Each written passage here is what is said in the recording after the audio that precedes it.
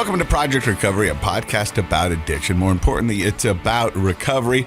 I'm Casey Scott. That's Dr. Matt Woolley. Adjusting your chair. I can't get comfortable. What's going on? I don't know. Some days you just can't. You know what I mean? Are your underwear riding up high? No, it's the chair. I've told you about my new expensive underwear, haven't I? Yes, many times. It's crazy. They've been a game changer, bro. Yeah, what do you call them? Sacks. Sacks, yeah. There's a little pouch. Right. And like at first I was like, Do you only need a little pouch? Or? No, I know there's a pouch. Okay. There's a pouch. And at first I wasn't sure that I was going to dig them.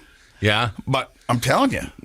They hold you nice and tight. They're good. Yeah. They're good. No, I'm down. I should get some. You know, from a guy coming from the biggity-biggity-o, right. O-Town. You know what I mean? Yeah. Yeah. Yep. I was a little hesitant. Yeah, you know. To buy the fancy underwear. Yeah, that's a little fancy for O-Town. But I got them. Have you seen my hat? It says O-Town on it. You like that hat? It's hard not to notice. Do you like that hat? I do. What? I got you an O-Town hat, bro. I love it. Sweet. We could be the O-Town bros. That's right.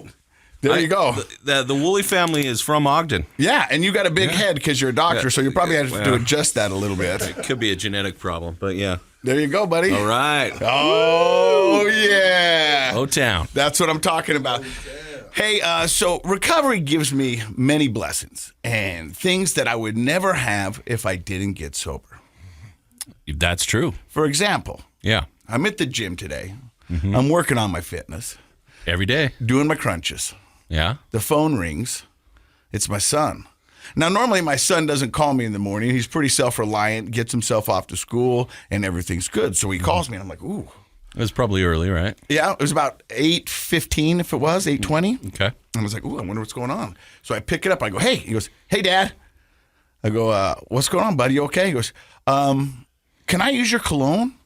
And I was like, yeah, bud, use all you want. He's 12, right? Yeah, I go, use it. Yeah, you go ahead, feel free. I go, he goes, oh, good, because I already did. I go, just curious, how many sprays did you use? And he goes, well, 2 on my chest and then 1 on each shoulder. Is that too much? And I was like, I was like, hey, let's just go with 1 and see how that goes. Yeah. You know, but a little late for today, though. Yeah, but he was like, is that okay? Is that too much? And I was like, oh, nah, that's good, bud. Yeah. But it's silly, it's simple, but because of my sobriety, I get to have those moments. Yeah. I get those authentic moments, right. Those interactions with my son. And would I have had those drinking? Maybe, but they wouldn't have meant as much to me. They wouldn't have been as special. Yeah. And it would have been more of, I don't want to say a bother, but when you're an addict, you're focused on one thing and one thing only. Yeah. And so I wouldn't have given that the time that it deserved. Well, I think you put it really great once where you said you spent a lot of time with your kids, but you weren't connected to your kids. I wasn't, and this is a term that they're using in recovery all the time now. I wasn't present. Present, right. I wasn't present. And so for so much of my life, I wasn't present. And I can go back and I can look at certain events that I was there, I know, because the pictures are out there, but I don't remember a lot of it. And my dad used to get so mad. He's like, you got all these front row tickets to these great, amazing concerts, and you don't really remember any of them. Right. And he goes, it baffles me. He goes, you love this game of golf. You spend any waking time you can get out here, but yet you don't give it what it deserves because you're busy drinking and messing around. Don't remember the back 9. Don't remember? No, that's when people used to beat me. Yeah. And bet me because they knew on the back 9. The back 9, I was gone. Yeah. And so I'm mad at myself and I'm mad at alcohol because it robbed me of a lot of good memories. Definitely. And sometimes it's hard. Sometimes, Facebook will pop up memories and it's weird to see it for the first time. But no, I was there because there's the picture. Oh, I get it. You don't remember. I mean, I remember bits and pieces of it, but Well, we've talked about like how those old pictures, you can tell by looking in your eyes, you weren't really present. So me and the lovely Leslie were sitting on the couch the other night, and she goes, "Hey, I need to borrow your phone." And I was like, "Cool." So I gave it to her, and I hear her chuckling, and she's going back and forth. And what she's doing, and I know, and because she had to use my phone, is my 50th birthday is coming up. That's right. And so she's joining the old man club with me. Yeah, buddy. And so she was putting together kind of a reel of photos that they're going to play at the birthday party. Okay. And she was going through them, and then she stopped. And she showed me this picture. And this was me right out of rehab. And I was gaunt. My eyes were sunk in. There was no life in me. There was, but there wasn't. Right. You know what I mean? There was no joy. Right. There was no excitement. Mm-hmm. It was just surviving, and it's crazy to think that was only 5 years ago. Right, it took my breath away. Does it seem like a different lifetime in some ways? It does. It seems like a completely different life. And you go back 20 years, I can't imagine how I lived like that. I really can't. Mm-hmm. And I know I wasn't living, but it's insane. So every day I am gifted so many things because of sobriety. Yeah. And that's what brings me to my next conversation I want to have with you before we introduce our guest, Vili. The term alcoholic. Mm-hmm. I struggle with it. I've had listeners of the podcast reach out to me, and they struggle with it. And if you watch referring to yourself as an alcoholic. I am Casey Scott, and I'm an alcoholic. Right. I'll say it because it is true. I have just certain issues with the stigma, the label, and everything that goes along with it. Right. I respect this disease. I'm afraid of this disease, and I do everything I can never to get myself back in that situation. But I choose to look at the positive and focus on recovery rather than on the past. And, that's what I kind of want to do. And so I've got this email that this young lady wrote to me. And she goes into great depths about it. And I asked her, it's like, hey, do you want to come on the podcast? And she goes, I'm not ready yet. I will when I'm ready, but I'm not. And I respect that. But she sent me this text, and she goes, the term alcoholic and the disease of alcoholism create fear that you'll always crave alcohol, forever have to use willpower to resist it. Spend the rest of your life just trying not to drink, because our idea of an alcoholic is someone who will struggle with alcohol for the rest of her life, assumes a lifetime label, and is stuck in fear. Mm-hmm. And there's a lot of good words in there, and there's a lot of good sentiment. And I stuck in fear. I think I get what she's saying, is that the emphasis on the problem part, the being an alcoholic, maybe is a motivation based in fear, and maybe in the beginning that's what a person needs. Yeah, right, is a little bit of fear of that disease, and not that we ever want to become complacent, but I get that point. So that's why we wanted to start this podcast, and that's why I wanted to be so open with my journey and my recovery, is to kind of lessen the stigma, let everybody know that recovery is possible and that there's going to be ups and downs along this journey. And I want to invite you along with me for the ride, and so you can see. So maybe next time you come across somebody who's had an alcoholic problem or something, you might empathize, you might love, you might listen a little longer than just take that hard stance and think that they're bad and evil, because they're not. We have shown you over 300 podcasts of people who have done amazing things, who have also done horrible things. Yeah. And there is life after addiction. Well, and that's why we wanted to call it, we wanted the word recovery in the title of the show. Mm-hmm. Project Recovery, is that's what we wanted to emphasize. But you do have to kind of go along with the person and see their entire journey in order to understand and respect where they're at now. Like, if you watch that video that Sturry did with me on Minky, I start the video out saying, I'm Casey Scott, and I'm an alcoholic.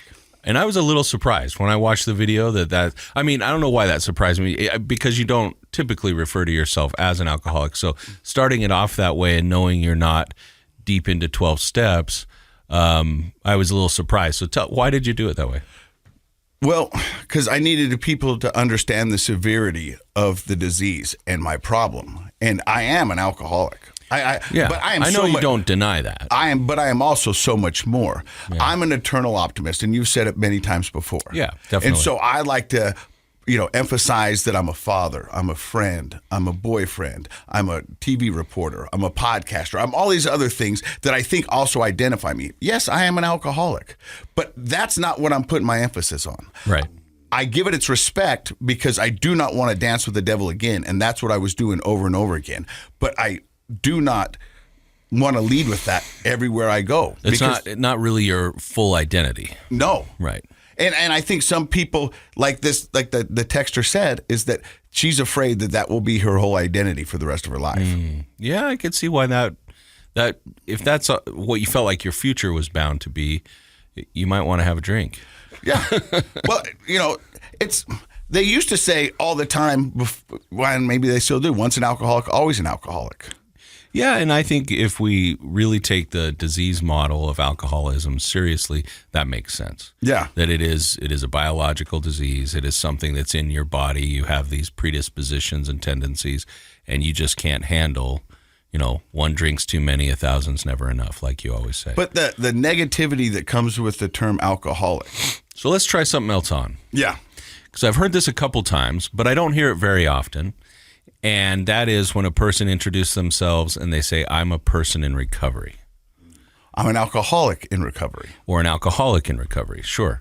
But emphasizing, I like that acknowledgement that you have a problem, that you're an alcoholic. I also like the emphasis on the recovery part. That's my new identity. So you can't be in recovery without being an addict, right? Right. So it's implied, and so you can say it outright or you can imply it. But I like the addition of in recovery. I like it too because it shows you where you were and where you're going. Yeah. It's optimistic, right? Yeah. That's the focus for the future. Yeah. Recovery. Because if you're in recovery, you're taking care of your disease. I think that's genius. And I'm gonna start using that. Yeah. And I'm an alcoholic in recovery. Yeah. I've heard it a few times, but not as much as I would like to hear it. So maybe you can get it to catch on. You're a trendsetter. I'm going to give it a shot. You got me wearing an O-Town hat. You're a trendsetter. That's what I'm talking about. Hey, the gravelly voice you've been hearing in the background. Yeah, it's our new friend. Vili. How are you, buddy? How's it going, y'all? Vili, what's your last name? Last name is Auelua. Yep. That's what it is. Yeah, you're not even going to try. No. Names are my kryptonite. They are. I was going to try it, and then I was like, Anderson. If it was Smith, maybe. Vili, how long have you been sober? I've been sober for 509 days today. 509 days. He knows it to the Congratulations. Yeah. Thank you, man. We're going to hear your story and how it all began with Vili coming up. You're listening to Project Recovery.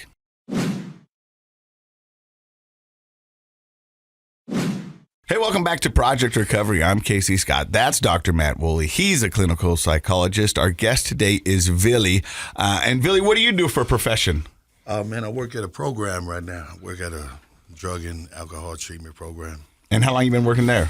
I've been working there for about 3 months now. All right. Before that, where does the story of Vili begin?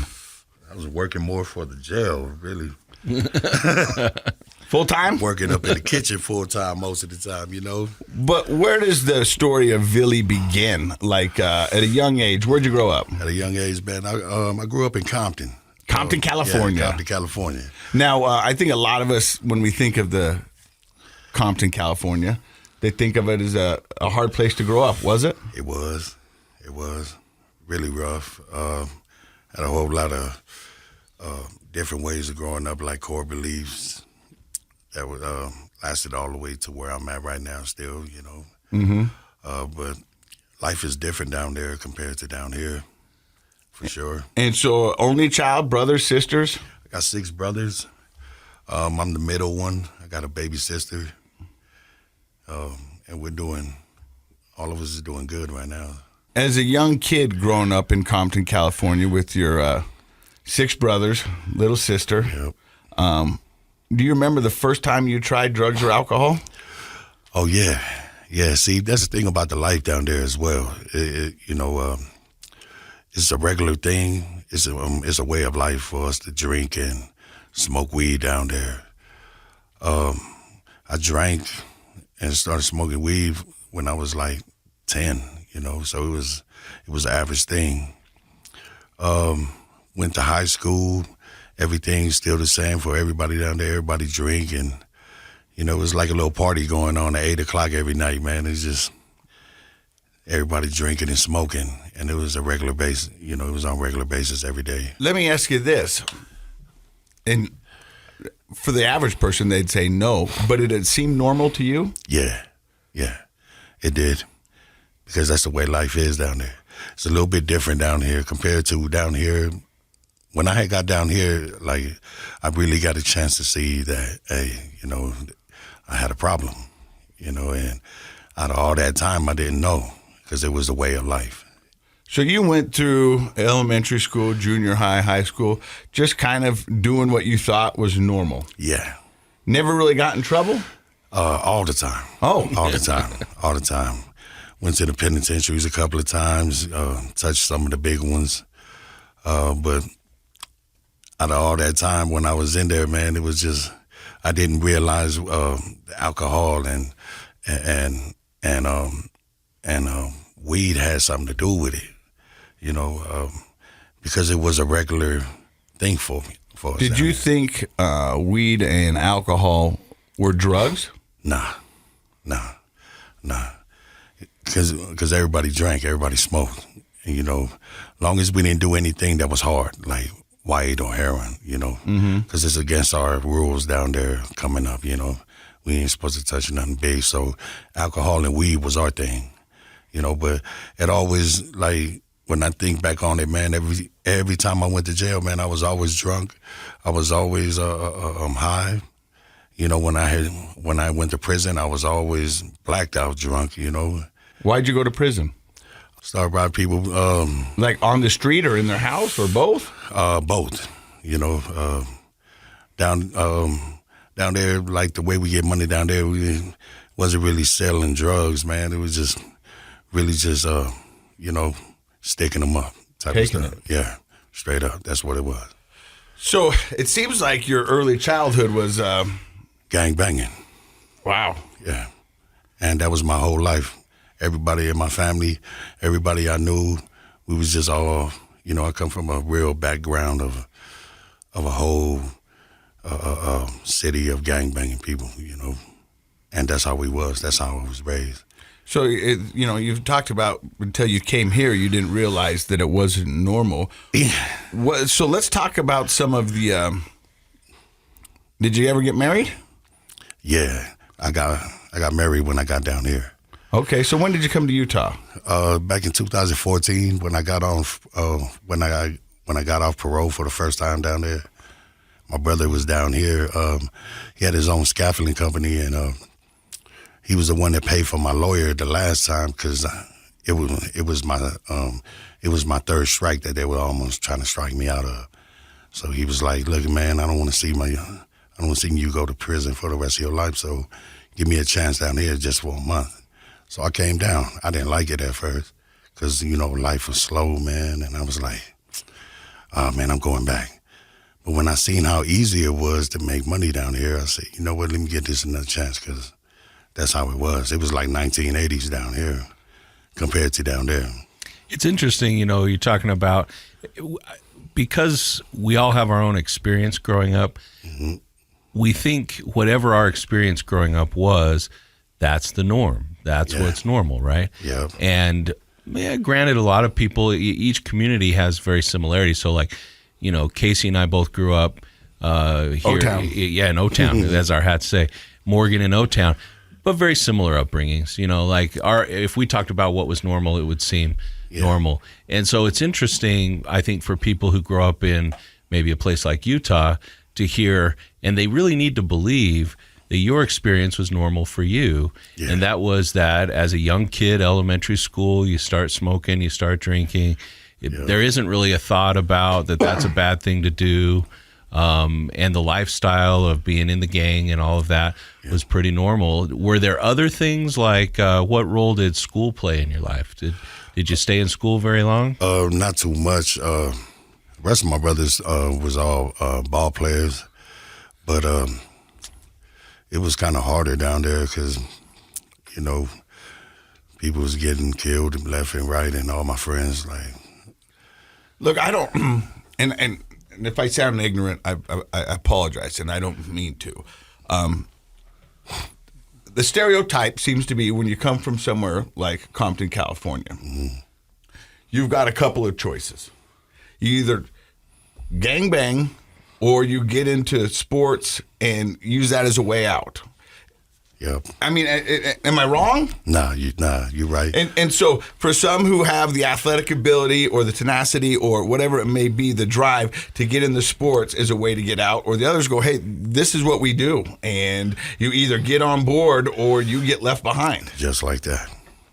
So it sounded like that, you had some siblings that chose the athletics and you decided to go the gangbanging. Yeah. And that's how it was for a very long time, man, until I had to sit down and really think about, am I going to spend the rest of my life in prison down there?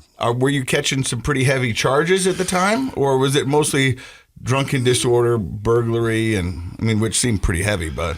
Well, at the time, it's just a little bit of both, just going back for scouting type of stuff, Mm-hmm. But most of the time, they want to keep gangsters off the streets, so they keep them on there's this thing called gang files, where they just automatically come and get you if you're not doing whatever you're supposed to be doing. You just throw you right in the pen. Like probation violations or not doing your community service or whatever it may be. Whatever it is, yeah.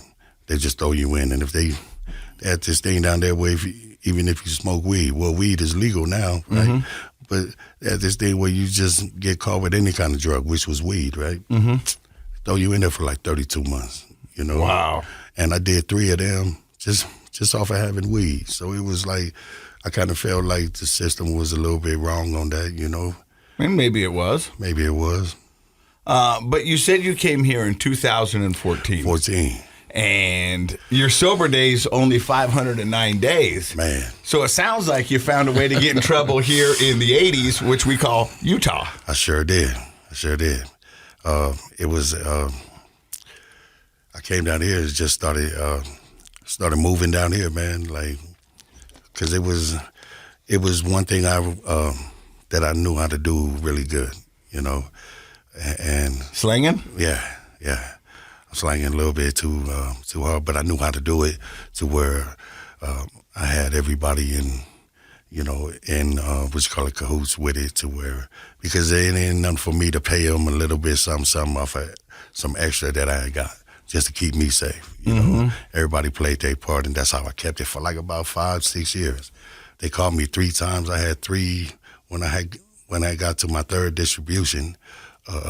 Judge Hogan wasn't going for it. They was like, "Oh, we're gonna sit you down." And down here in Utah, if you get caught with your 3rd one, they got this thing called criminal career, and they sit you down for 15. They sit you down. Well, it's 15, but you end up doing 10 years. I ran into a lot of OGs that did 10 years off of it. So I'm trying to dissect this. Yeah. You come down here. Your brothers went athletic route. You went the gang route. You did get an education, but it was education in the streets. That's what it was. And when you came to Utah, you did the thing that you know the best. Yeah. And you brought a little of Compton to Utah. Yeah, I did. And so you start slanging and start dealing. And after the 3rd time, the cops found you with distribution, meaning you were selling to many people. Many people. They sit you down and they go, listen, we're not playing this game anymore, so we're going to give you 15. And you're talking 15 years? 15 years. With the assumption that you're only going to do 10. Yeah. And that's a long time, though, That's right? a long time. Right? That's a very long time, man. And yeah. How did it make you feel knowing that could be you? It was one of them game-changing kind of phases that I went through on that one, because what came with it was a really bad feeling, so bad that I had a nightmare one morning. Right, I woke up, but the nightmare felt so damn real that I was in prison for the rest of my life. Right, and it felt like I was in prison for the rest of my life. So I woke up and I was like, oh man, something got to give, because when I got married, I love my wife, man, down here. My wife is she got my back all the way, and she's a good person. She's a good person down here, and she went to college and stuff like that. So,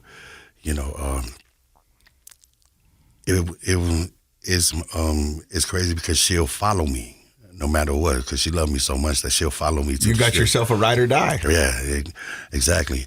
And it was getting to that point to where both of us was going to the penitentiary, straight up. Uh-huh. And I was like, you know what? Forget this, man. Because I had a buddy that when I was in jail this last time, he said, law of attraction, V, if you kick out all positive, you should be able to get all positive back. Uh-huh. And then I started seeing it, right? And then I'm like, you know what? Let me give this a chance. So they got this thing called drug court, right? Yep. We've had many people on the podcast from drug court. Oh man, check it out. You got excited. Check it out. Drug court. I mean, did you ever think you'd get excited about court? No, man, that's the crazy thing about it, right? The crazy thing about it is that I remember I used to pray hard.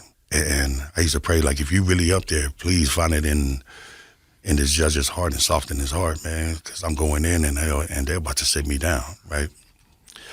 And it's my Judge Hogan. Just so happened, my Judge Hogan that was on my regular cases, he's a drug court judge too, right? And he ended up taking my case. And I didn't know if I was going to get in or not. And it was one of my buddies. He said, go call your LDA and see if you can get in. I said, man, I'm going to the pen, man. I ain't worried about it. He said, just go call. It ain't going to hurt. So I went and called him, and he said, oh, man, you ain't never had drug court? I said, nah. He said, all right, we're going to screen you. And, man, Judge Hogan heard about it, and he see me because most of my track record down here in Utah is always on 13th and State. You know what I'm saying? It's always on North Temple or 13th and State. All of the dope spots. So they like, all right, you know what? He has a real problem. So, but he was still going to send me to the pen. He was going to sit me down, and there's this nice lady named Charity. She was the LDA for the drug court. She stood up and said, Your Honor, I think if we give Vili a chance one more time, and then she said, if we give him this one chance, obviously he sold to everybody in Salt Lake, I think he'll be more asset than a cause, to the cause than a problem when he get out, and he'll probably do it again. It's like, all right, then, you know what? We're going to give him one more chance. We're going to give him, he said, this your first and last chance. I said, oh. He said, are you willing to do it? I said, yes, sir. But at the same time, that's how I know how strong addiction is. Addiction separate on the side was something else, because when I went to the program, man, like I still felt like using. Well, I can see it in you, and me being an addict myself. The judge says, "Hey, you got one more time." First and last. Yes, your mind and heart says. Your addiction goes, it might not be over. Yeah. You know what I mean? That's the way the addict brain does. It's like, we might have another run at this. And we just got to figure out how to navigate in this world. And that's the thing about addiction, is that's how maniacal it is. Finds a workaround every time. It does, huh? It is. Because that's what you're afraid of. You're like, I'm going to get this first and last chance, because that came out of the judge's mouth. And he told me if I mess up again, they're sending me down. Yeah. He goes, but the addict part of me is like, we might not be done. They done messed up and let me up out of here. I said, they did. What's crazy, and this is, I'm excited to talk to you. What's crazy is your prayers were answered, and you didn't realize it. Yep. Your prayers were answered. Yep. The judge had a softened heart.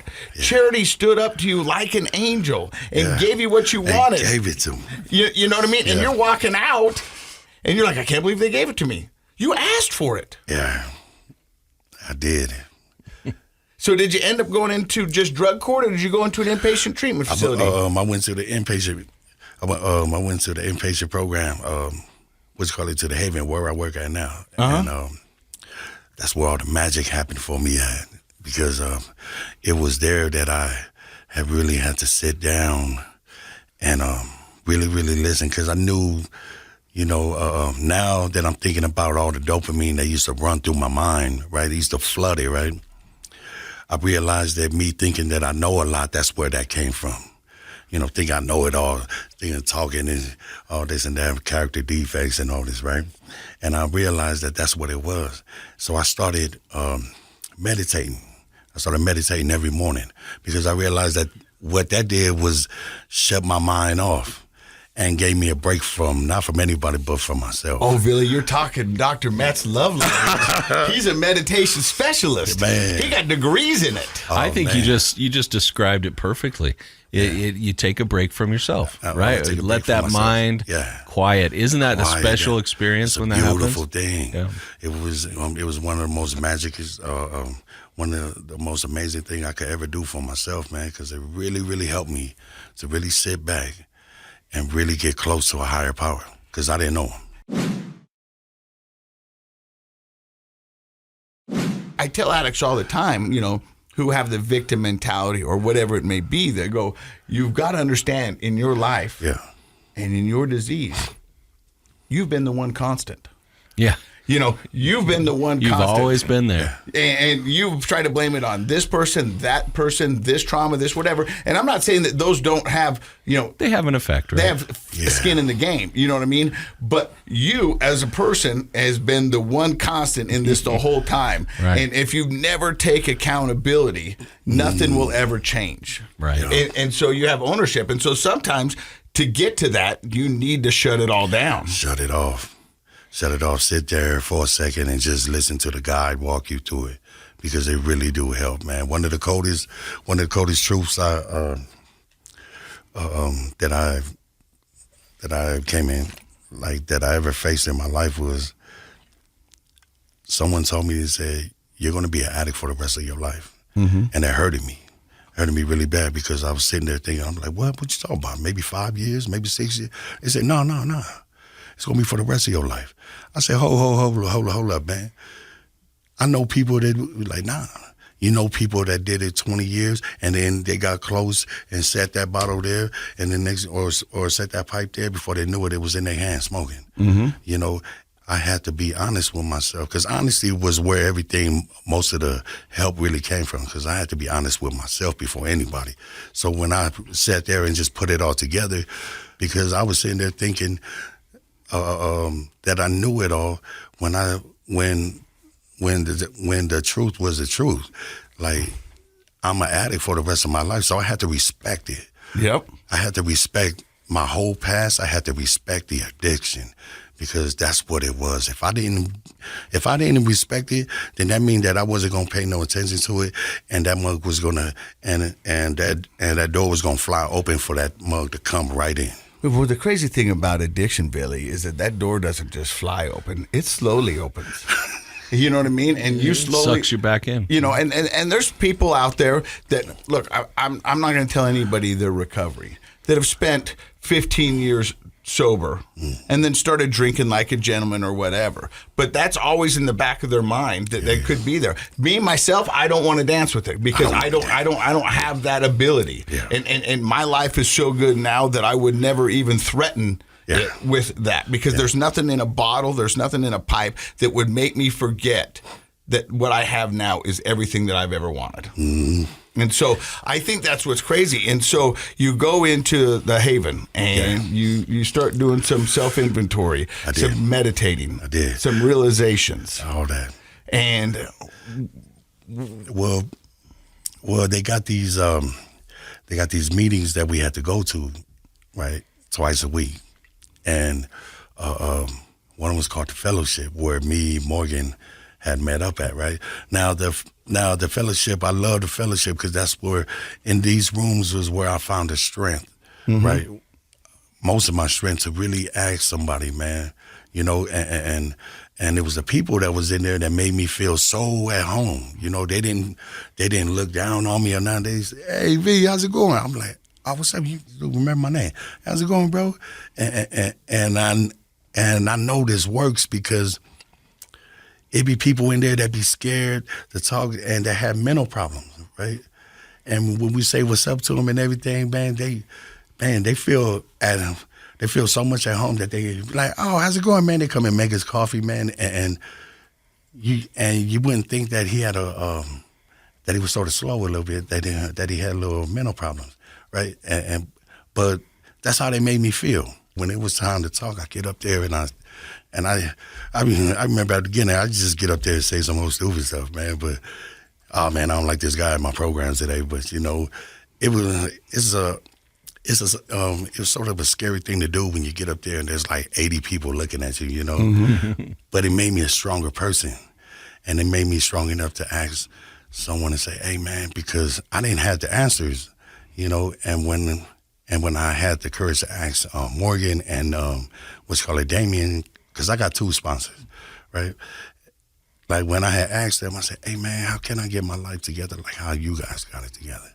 Because I don't know how to I don't know how to do it, but can you guys help me?" They say, "Come on in, we got you, V." I'll tell you what, and this might blow your mind, it might not, but what you're describing is community. Mm-hmm. And that's what the opposite of addiction is. It's not abstinence, it's community. Now, here's where I think I'm going to blow your mind. The same community you found in fellowship was the same community you found in gangs. Yeah. And it was acceptance. Acceptance. Acceptance, bro. And it's what you know. I use this quote with my kids all the time, and it's Warren Buffett. And he says, "You want me to show you your future? Show me your friends." Yeah. And so what this describes to me and my kids and those in recovery is the community you attract yourself to is what your life's going to look like. And I love what you said about positivity. I say positivity is a boomerang. To get it back, you got to throw it out there. Yeah. And so that's what you are doing. And now you found yourself in a room of like-minded people who want the same thing of you. The great thing about the community that you're a part of now is they understand where you were, and they can help you get there. And so that's what's so beautiful about recovery. Well, a community like that Warren Buffett, quote, show me your future, show me your friends. The idea is that like the people we're around, the people we connect with can drag us down or they can elevate us. Lift us up. Right. Yep. And we were lucky enough to have Morgan on the show. And he's part of that community for you. Yeah, he is, and man. You are and will continue to be part of that community for other people. And that's the opposite of addiction right there, is connection. And in fact, I would take it even farther and say that's in a way the meaning of life is being connected with other people that elevate us and we elevate them. And if that's how you spend your life, isn't that a beautiful thing? It's a beautiful thing. So how are things with the wife now? Oh, man, let me tell you. Because my wife is she's in recovery too now. And we ain't never had a life like this. Never. Like, I ain't never had a life like this with me and my wife. With my kids, everybody's coming back. I'm doing so good, man. Like, that's what I mean. I ain't never did this good in my life. I never felt so good to help out another person that was stuck in their addiction, in the cycle of addiction. So now you're working at the Haven. At the Haven. And you're a tech. What are you doing there? Staff, but I'm about to become a case manager pretty soon. Specializing in people that's people that was like me, that have these core beliefs that stop them from growing. Most likely little gangsters. So, Dr. Matt, that's beautiful, because you know what? Little gangsters need to look up to guys like you and realize there's a different way. Yeah. But I wanted to ask you this because, we talked about how him smoking weed and drinking alcohol at 10 was a normal thing. Mm-hmm. And those do become his core beliefs because that's all he knows, right? And so how hard is it to change those core beliefs? I mean, you said it all right there. That part right there was the coldest, because I felt that I felt I was going against myself. I felt that I was going against everything that I knew, because it hurted me, right? It emotionally hurted me, because I felt like... You're telling me my childhood was wrong? Yeah, exactly. You're telling me that my parents did me dirty? Yeah. And it's not your parents' fault. They probably were raised the same way in the same environment, and it's a chain. It becomes a sense of who you are. So our personalities, the fancy word is they are egosyntonic, meaning it feels good to yourself, right? Yeah. And until we realize, and when you've said it a couple times today, Vili, that it hurt you. Yeah. And when you realize it's ego dystonic, that doesn't feel like me anymore. Now you've got that tug of war inside. Is it the old me or is it the new me? Yeah. Do I realize? And what I challenge people to think of is, Not that when you get to that point and you realize something needs to change, don't think of yourself as a broken person. Think of yourself as an underdeveloped person. Maybe there were values and things you can take from your childhood that were good and positive, and we need to develop those in a new direction in life. And so if you think in your life, if you think of change as a developmental process, that's positive. We can do that. We can go to the gym and develop our bodies. We can go to school and develop our minds. We can go to meditation and develop our souls. Yep. We can feel so much better. So I challenge people, think in terms of development. Mm-hmm. And I can tell on your face that's a painful process you've gone through, but it's one you look proud to have gone through. If I didn't do it, then I don't know what my purpose here on earth was going to be. Because there's been many times where I felt that I could have bit the dust, but I was still alive. And now I see why, because I have a purpose of helping people. Helping people straight up. That's what it is, just helping out the next person that was just like me, help them get out of it. And, that's what it would, that's what it is, because it's a evolving kind of state that you go through. You probably see people in that painful situation that you used to be in, right? I do. And what's amazing about a guy like you, Vili, is even in Utah, we have, parts of the state that have gang problems, and you can be a game changer for some of those guys and some of those kids to go in there and go, hey, young blood, I know. Yeah. I was there. I've been there. I've done that. You know what I mean? And I can tell you what it's going to look like on the other end. Either they're going to send you down for 15 or you're going to die. Well, you're going to die. You got two places where to go. Well, let me tell you. So I don't think I've ever said this on the show before. Before I went to graduate school, I was what was called I was working, living in Provo, just graduated from undergraduate, and I was a residential treatment parent. And they would send kids that were in gangs. They had been busted, and they had a choice. They could it was like sort of like drug court for kids. Okay. They could go live with a residential treatment parent and go to like a special school to get their high school diploma, or they could go to juvenile hall and get locked up, and they could make the choice. And so we would have these kids come in, and there were a whole bunch of us that were trained to be residential treatment parents. And the best, I had some good experience. One of those kids I'm still in contact with today, and it was a great experience. But the best residential treatment parents were people who had been gang members themselves, because they could really talk to those kids in a way and help them understand you're headed down the wrong path. Instead of somebody who hadn't had that experience like me telling them that, they're just saying, oh yeah, of course he thinks that. Yeah. But when you speak to those kids, it's going to be an element of truth that they can't deny.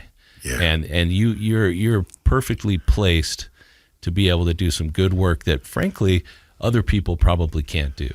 Yeah. And that's a special calling, I think. Thank you, brother. So, Vili, what does life look like for you today? Oh, it's beautiful. Beautiful. I'm about to graduate on Monday, drug court. About to graduate IOP next week.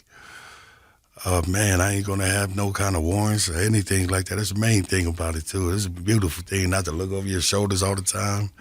And to take my wife, get our own place, man, and just sit back, eat a bucket of chicken, live the good life. Watch some good movies, or if not, just go camping, because I ain't never been camping. I never really did bowling. I want to bowl, There's a lot of new stuff, that I ain't never did before. But you're free to do it now, right? Yeah, right. That's what I can tell. That look on your face is like, I don't have to look over my shoulder. I'm free. Yeah. You're free because you paid your dues in court, and you're free from your addiction, and now you and your wife can do whatever you want. Yeah, man. I'm going to throw this out to you, and Dr. Matt, you're more than welcome to come.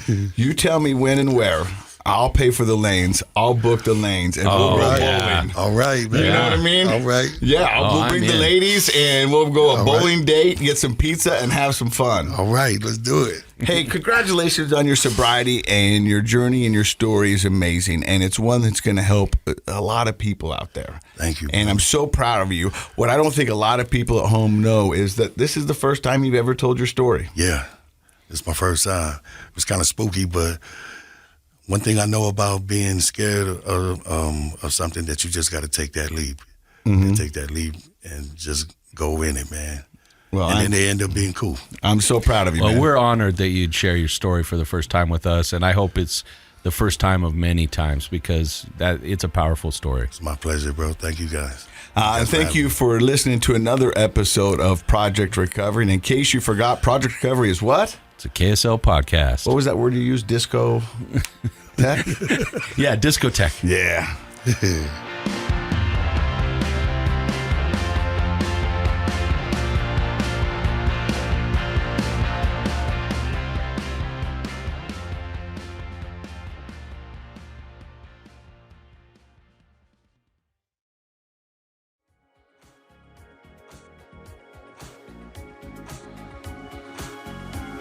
The contents of this program are for informational purposes only. The program is not intended to be a substitute for professional medical advice, diagnosis, or treatment. Always seek the advice of your physician, licensed therapist, or other qualified health provider with any questions you may have regarding a medical condition. Never disregard professional medical advice or delay in seeking it because of something you've heard on this program. KSL does not recommend or endorse any specific tests, physicians, products, procedures, opinions, or other information that may be mentioned on the program. Reliance on any information provided on the program is solely at your own risk.